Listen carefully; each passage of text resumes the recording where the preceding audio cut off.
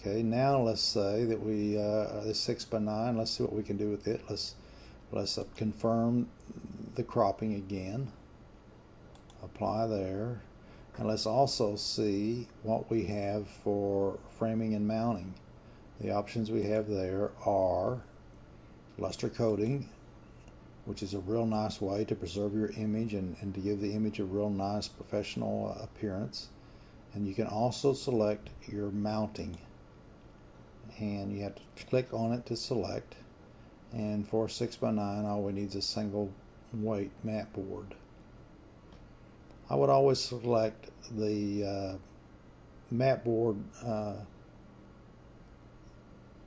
the lowest cost mat board that is available, unless you have a particular reason to upgrade your mat board. And you'll get a single weight or double weight mat board selection based on the size of the image. The larger the image, the heavier weight of the backboard, which is understandable. So we're going to click single weight backboard. The luster coating we're going to apply.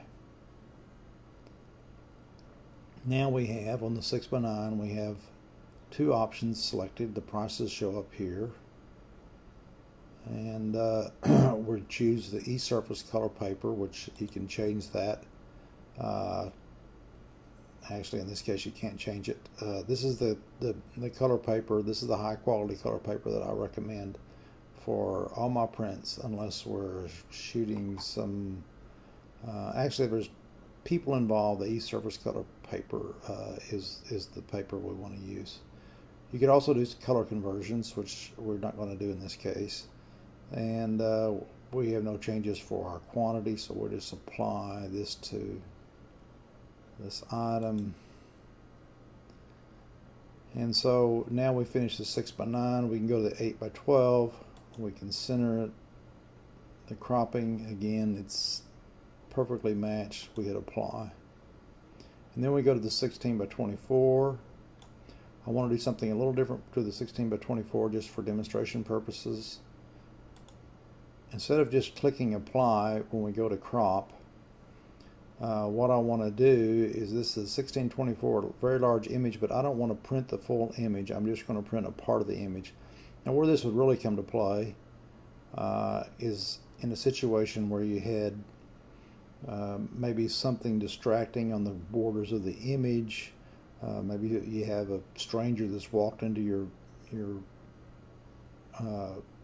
image and you want to crop that person out, or actually most often what happens is you have a person in the image that you want to increase the focus on. You may want to make a headshot, for example, from it, or you may want to, if we had a person in the image right here close to this table, we might want to just focus on the person who was standing there, so that we don't have all the background there, that we can just focus on the person, or the focus of the image.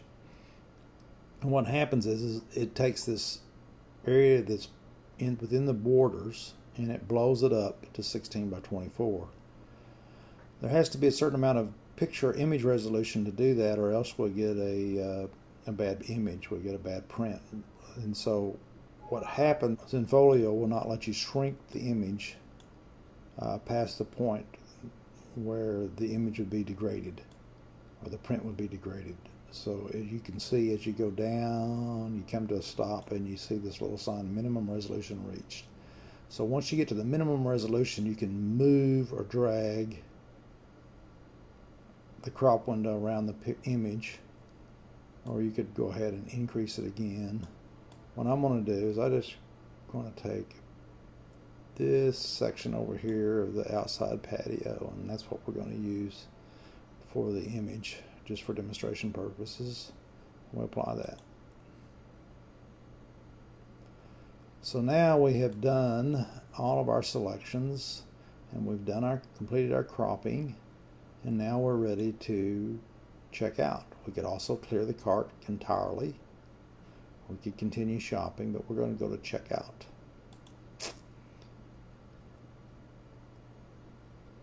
When you go to checkout, you can check out as a guest. You can register then check out, or you can, if if you've already registered with Zenfolio, you can just log in using your email address and password. We're going to do the guest checkout just for demonstration purposes. I'll click continue, and I'm going to have to put some names in here.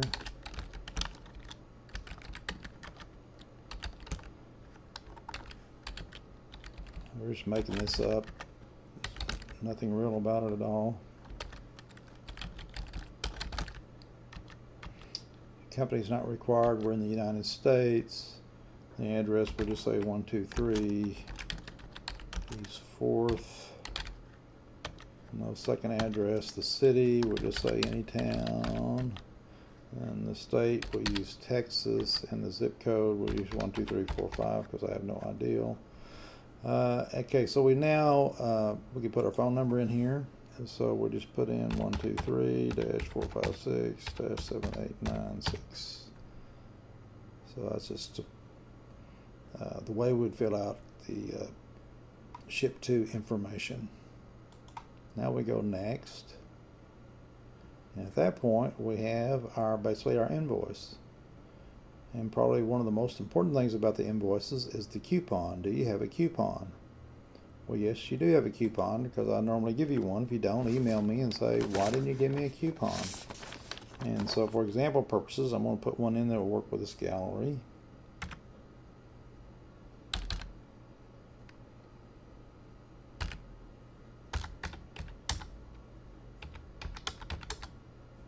And when I apply that, I get a $17.75 discount, which is always nice to have. And then I can go ahead and go back to shopping, or we can go to the next screen and continue our checkout, which we'll do for demonstration purposes.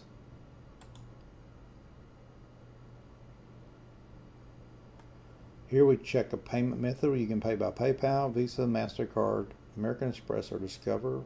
Select the credit, chooses credit cards. When we do that, we see that we get a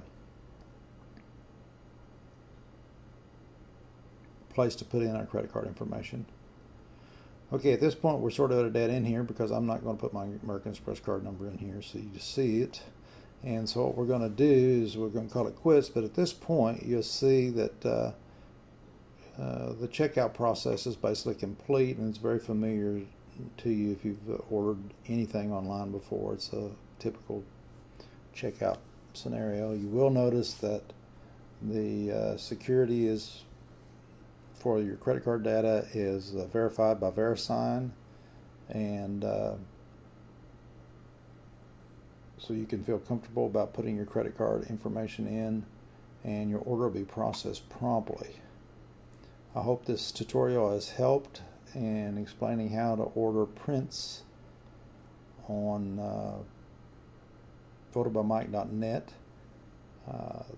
One thing I can tell you is that your prints are processed by Miller's Labs, which is a premier photo lab in the United States.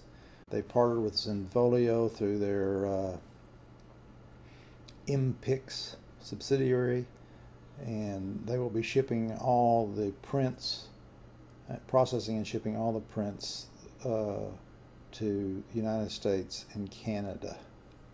So you can feel comfortable that you've got a high quality photo lab processing and developing, printing and shipping your prints. So thanks a lot for your business, and thanks for looking at the tutorial.